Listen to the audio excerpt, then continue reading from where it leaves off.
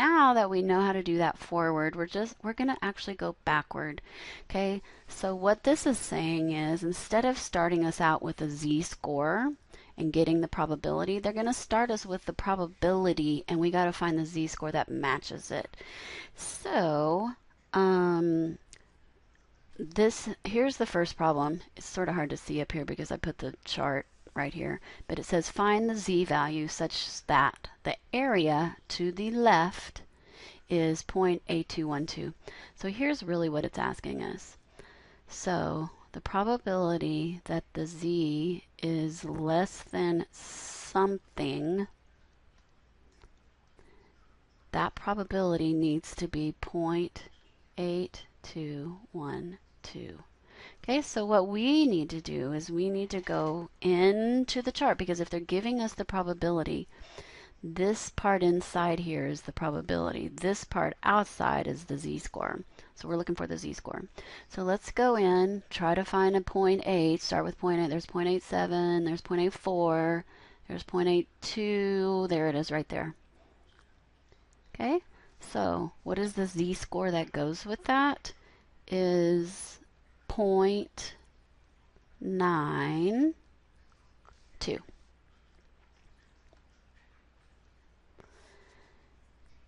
And so if you wanted to draw the picture just to see what was going on, here's what's going on. There's the 0. Okay, it's asking us what is the z-score that cuts off 82%. So this time, this is what they're giving us. They're giving us the percentage or the probability. So this, all this right here is 0.8212. And what's the boundary that did that? That cut that part off is that. And so that's how you're sort of doing it backwards. Okay, let's do the next one. It's a little bit harder. Find the z-value. So we're still finding the cut, the boundary, such that the area to the right is this. So let's draw a picture. Okay, so what we're looking for is the right area needs to be about 20%. Well, remember the middle is 50% because this is totally symmetrical. So it's 50% over here and 50% over here. So 20% is going to be, I don't know, somewhere up here. This is going to be about 20%, 0.2015. Well,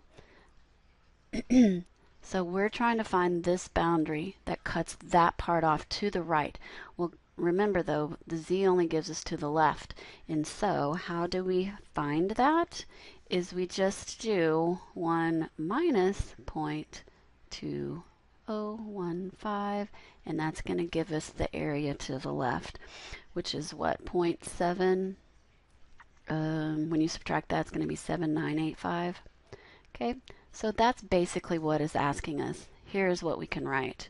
So this area over here is 0.7985, and that's what we have to use for the chart because the chart gives us left. So the probability that of whatever this z is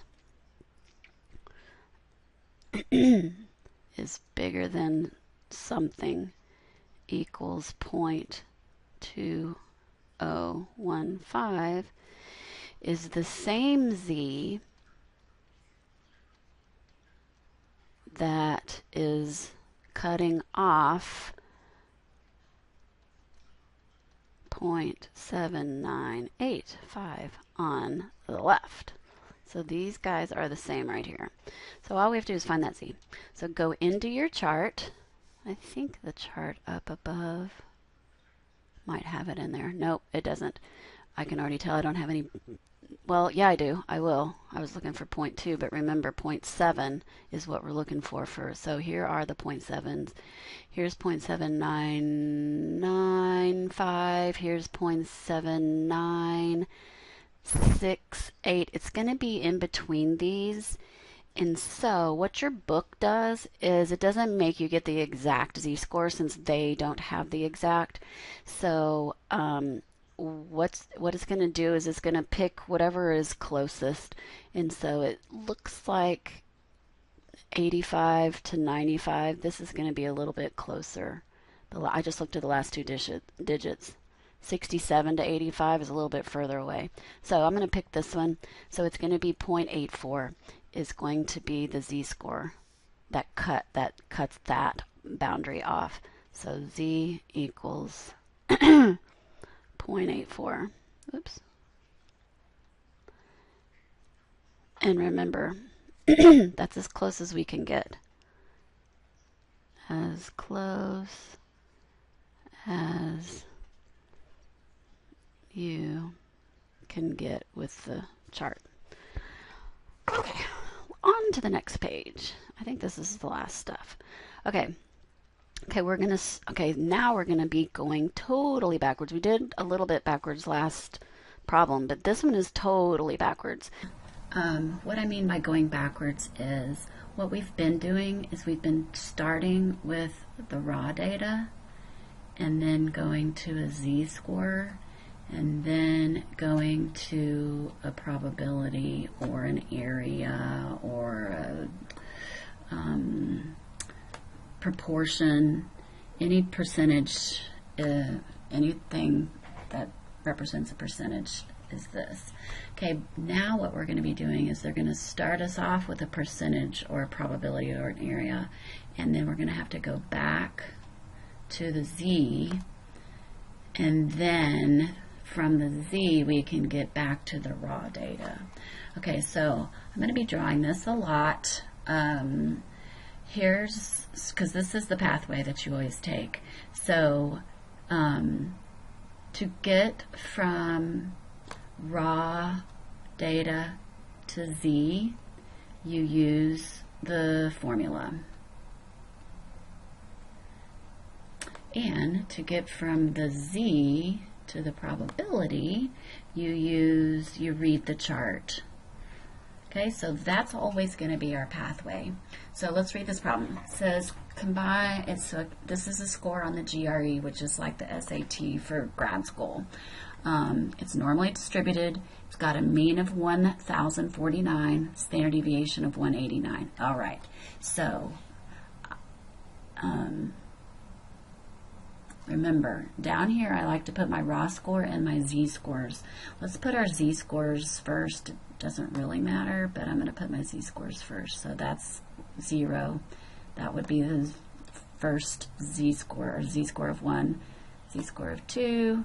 Over here would be -1, and then -2 approximately. So those are my z's. Okay.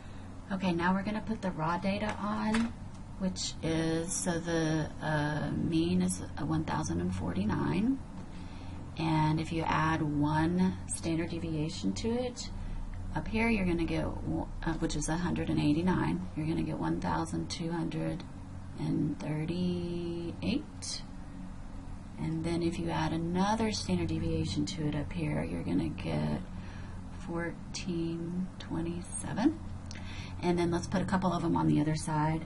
So if you take 1,049 and subtract 189, you're going to get 860. And if you subtract another 189, you're going to get 671. Okay, so now let's put what they have given us. It says, what is the score? So what is the raw score? That means we're looking for this, of a student whose percentile rank is 85th percentile, which means they've started us here. So that means we need to put that on our picture. We need to find a z-score from the chart. Once we get the z-score, we can find the raw data from the formula. Okay, so 85 percentile is going to be probably, so 85, first of all, percentile means everything that 85 and lower, so that does mean to the left. So let's just guess right now of where this little line's going to be. This is actually a good idea to do this in pencil because you might not get it in the right spot. It might be below the first standard deviation. It might be above 2 standard deviations. I'm not quite sure. But I do know that this is 85 percentile, or 85%.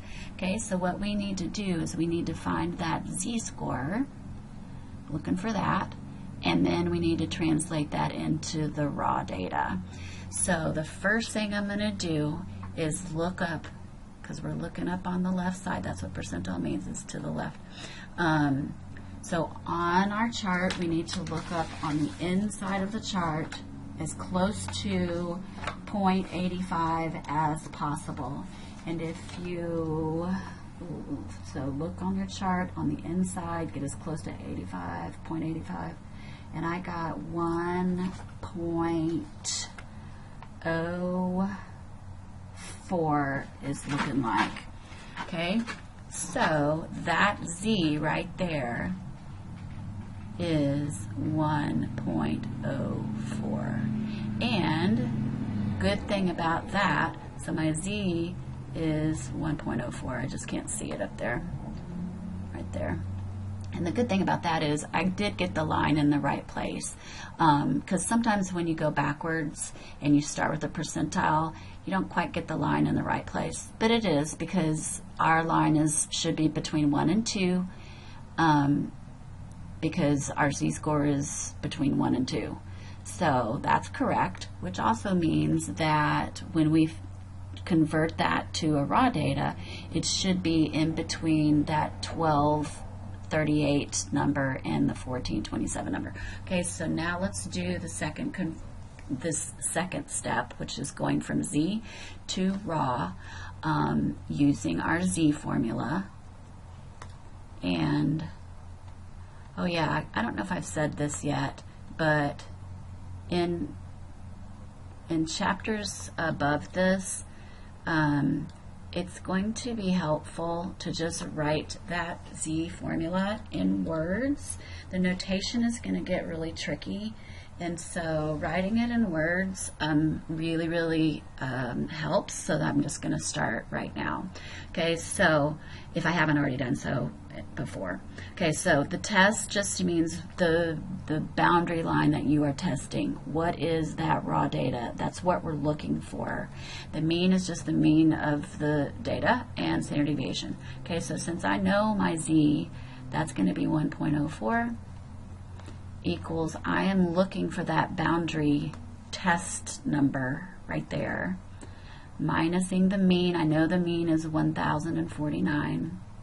And I know the standard deviation is 189. And so how do you solve this is you just do some cross multiplying.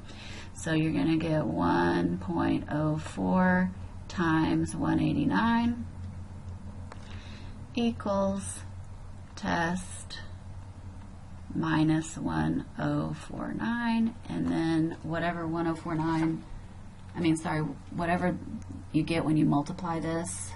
Let me see what I got. I got 196 and about 0.56. Okay, and then you just have a little tiny equation that you just have to add 49 to both sides. Sorry, 1,049, not just 49. Okay, and so totally ran out of room. So the test boundary point, we'll go back to our picture in just a second, that we're going to get is whatever 196.56 plus 1,049 is. And so I got 1245.56. 45 and 56. Okay, so let's go back up to our picture and just see if that jives with what we're saying. I knew it needed to be between 1238 and 1427, and it is. And so, also what that means is if you score in the 85th percentile of this GRE test, then you made about 1245 on that test, which puts you in, much better than 50%. So that's what that means.